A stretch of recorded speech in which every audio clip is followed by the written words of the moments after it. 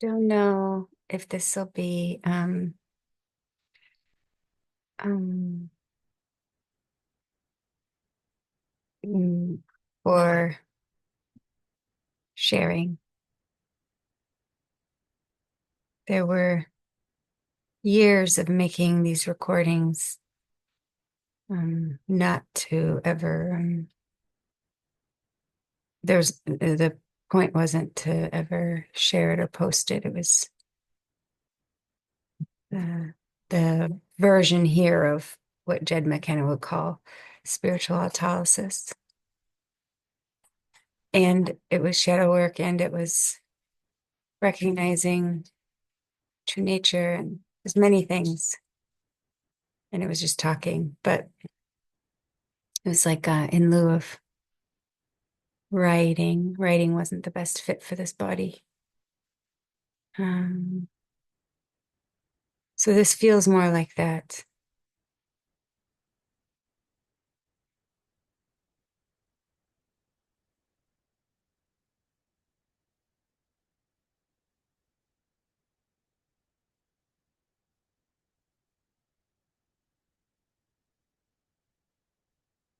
One of the things that the mind does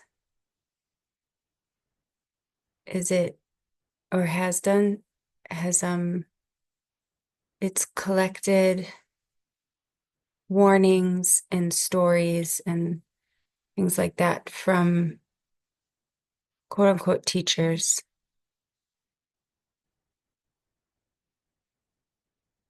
and it'll periodically spit them back out as something like it, when they're spit back out, it's like it implies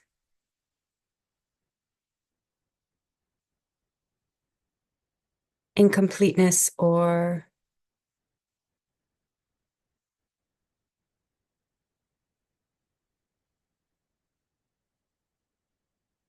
I guess generically it implies a problem,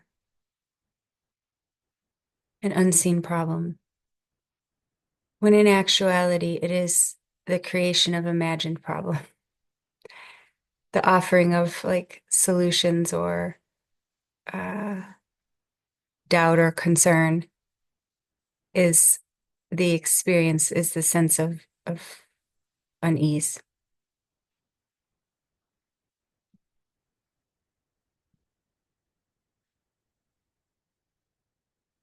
And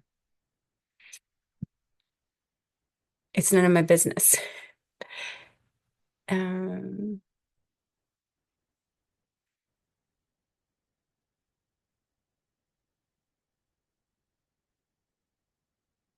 it has no truth value.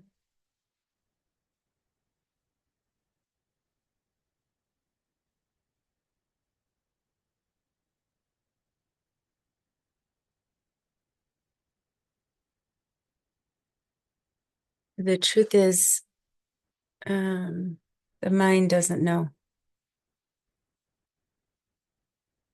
or mind, I don't know. People use the word mind differently in different ways, but thoughts don't know.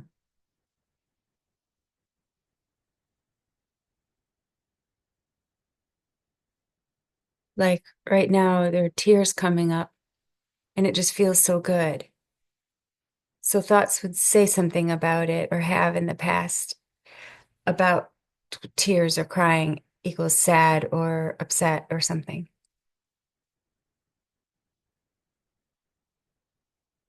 I don't know what they are, and I don't know why they are, but the freedom for them to be exactly what they are. And it's not freedom being granted, it is freedom. The movement itself is free. And so are the doubt thoughts, if they come, or the worry thoughts. Those are free. Those are freedom. Those are free. I don't know what they are.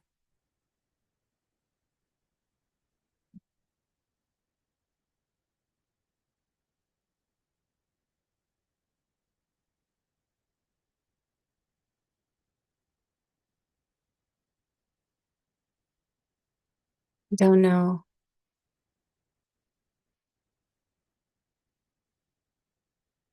And that's just the sentence structure that's been learned,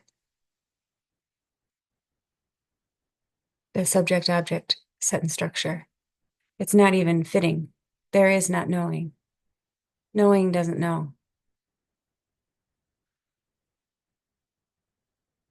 And this is this. And knowing doesn't know what this is. But knowing can appear to know what this is by labeling, categorizing, separating, ranking. It can appear as knowing, but it doesn't know.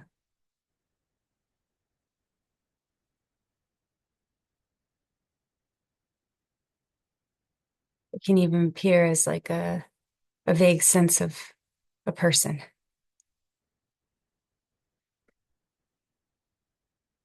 because it doesn't omit that. It doesn't omit the sensory apparatus. It includes all of it and what it's not.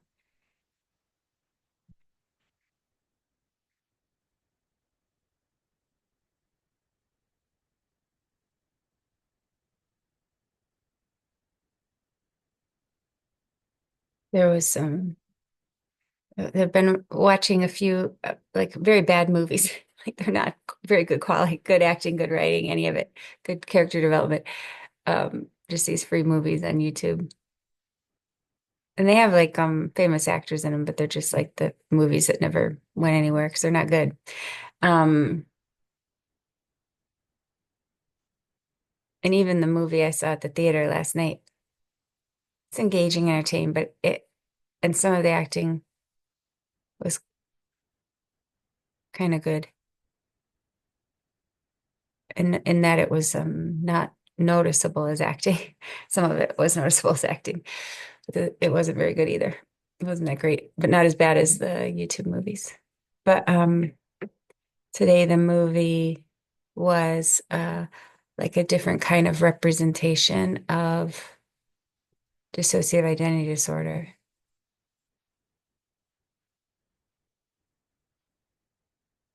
And there isn't really a way to represent it in film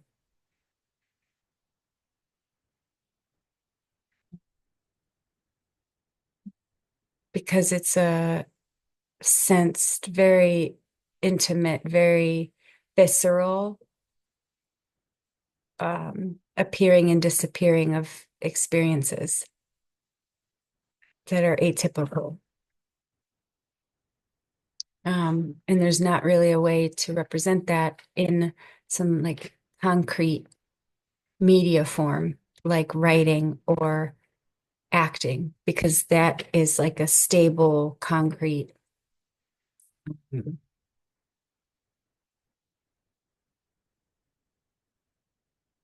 representation. It is a something, even if the something has like uh, a dream-like quality or dissonance or multiplicity or something.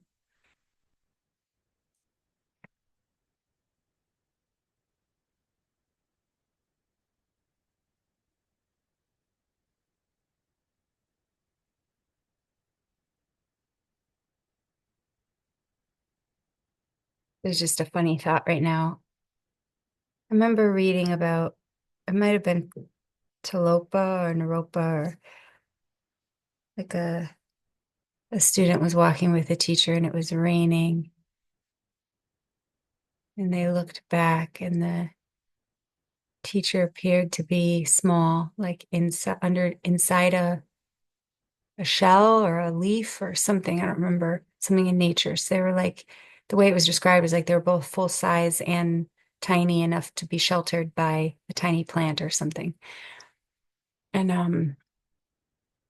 and there was just like some humor because of the experiences here in the past of being both a small body and a grown up, or having small body parts, a tiny, tiny hand,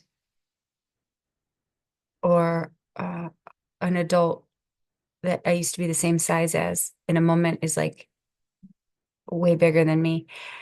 Um, and like both can exist at the same time, or used to be able to. And now it can appear when the sense fields are kind of edgeless and breaking down, like the perceived solidity through thought is breaking down. It can feel like there's no location of the body, or that the body is endless, or what I am is endless. It's not located anywhere. While also the experience of the body is also still present and very um, uh, like not being missed, not being omitted, or yeah.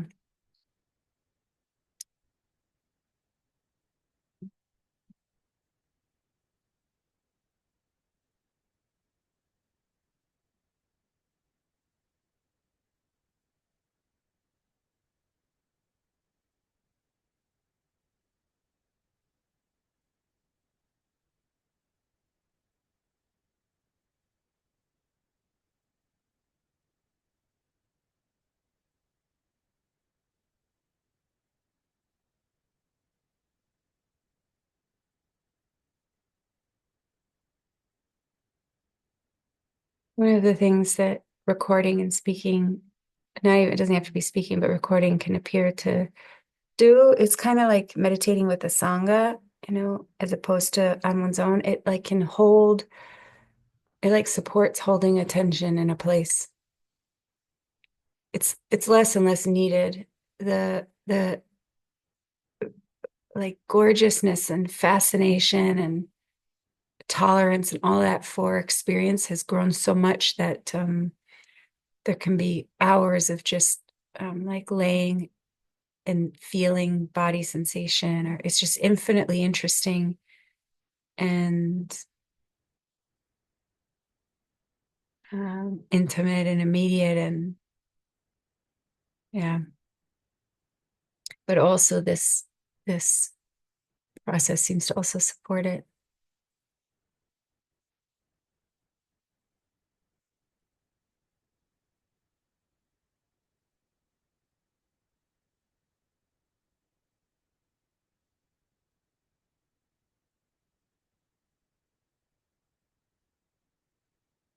Like there's the vague sense of body sensation and just barely being able to see the corners of the knees and the nose here. So all this, like the whole view is equal, the whole everything in the oval of the view. So there's just seeing the knees and the nose, and then there's seeing on the screen the bit of like the general sense of the upper body. And then in the window, because it's night out, there's also a reflection of upper body. So there are like three beings in view, three seeming beings in view. And it's so amazing to like see through the uh, orientation to place and person, how how equal in a sense the reflection in the mirror or the video on the laptop or just the sensation, like it's all happening in the same, like there appear to be these distinct representations, and there's also no boundary between them and between the recognizing of them. It's all the same. It's all totally even and equal while also being able to be distinguishable, which is just amazing. And and so ordinary also at the same time. It's so not special, so unimportant and so miraculous.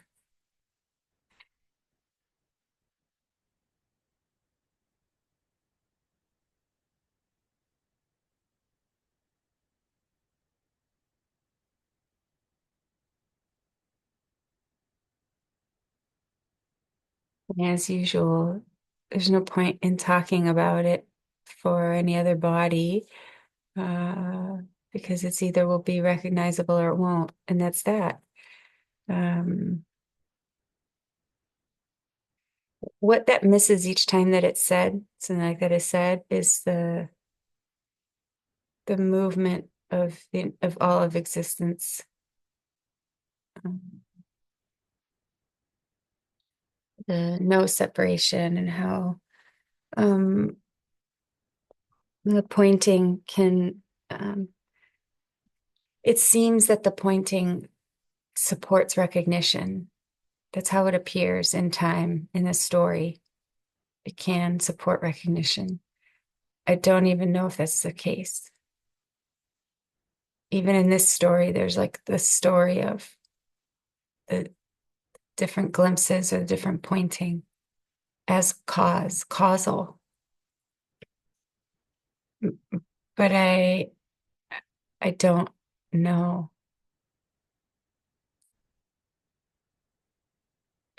It can't be the case also.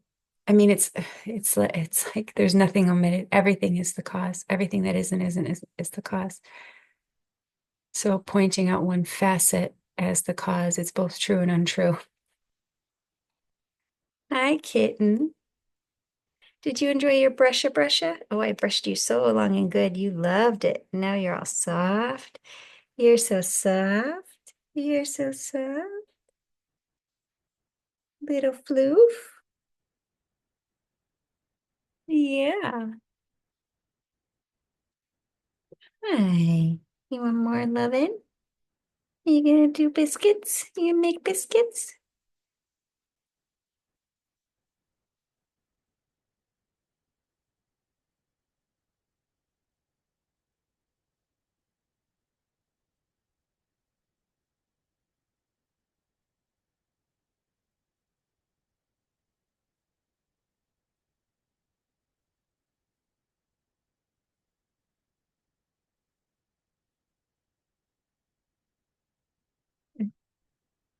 Hmm.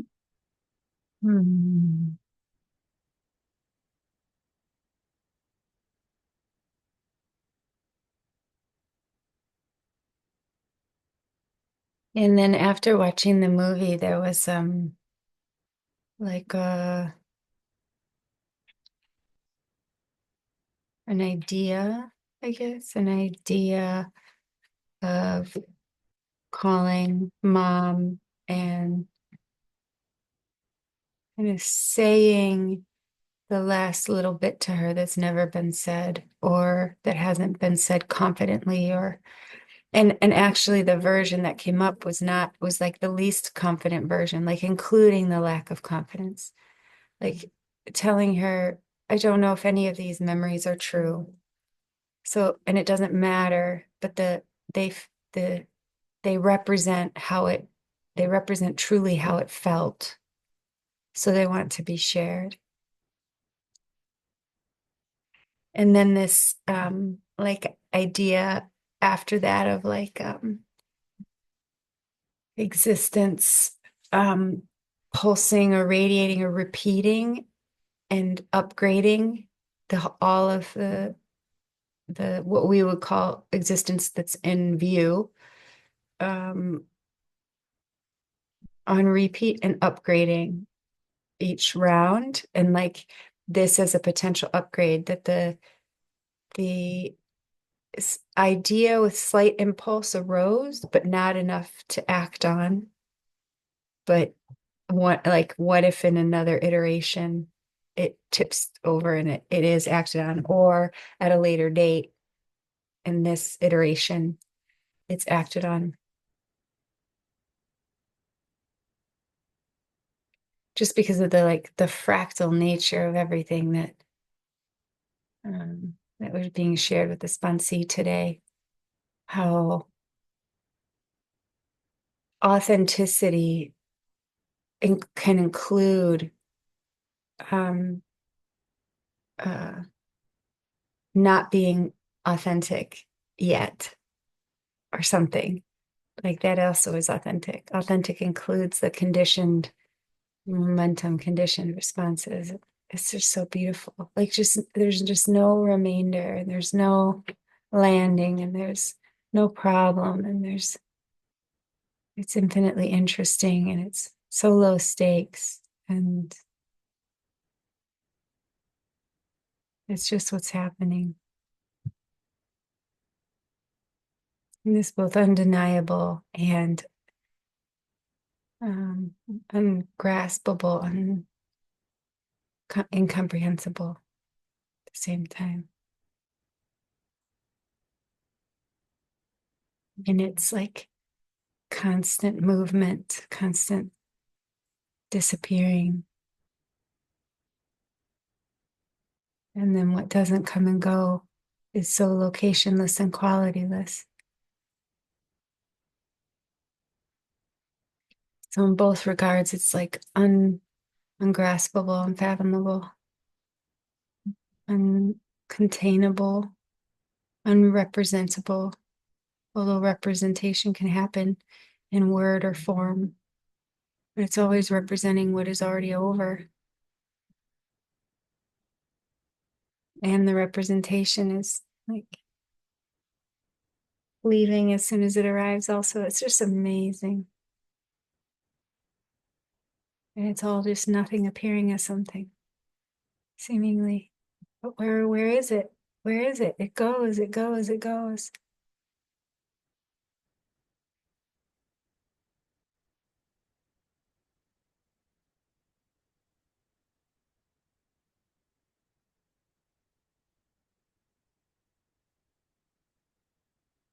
And again, there's gratitude for having had the dissociative disorder because it really supported kind of a tolerance for the groundlessness, the ungraspability, incomprehensibility, the powerlessness, the personlessness of it.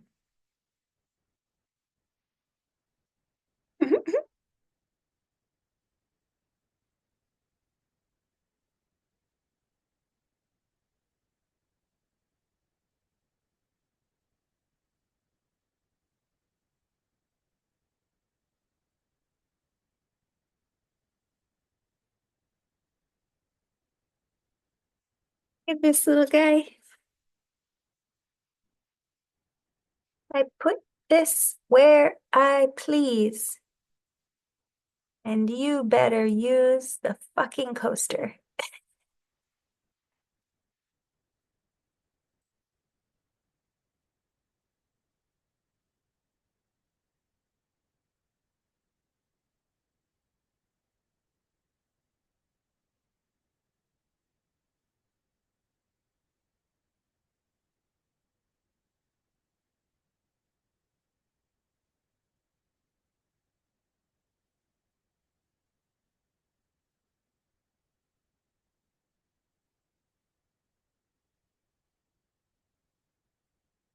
It's a little head of that.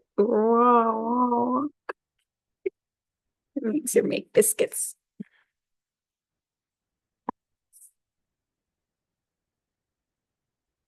right? Are you purring? Her purr is so quiet. We have pink hair and hat head. I have like a hair helmet.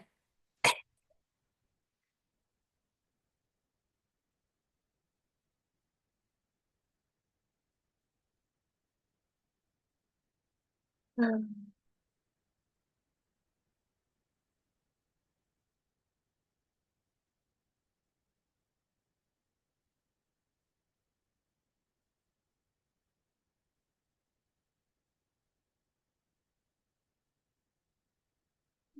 Her nails again. Her little talons.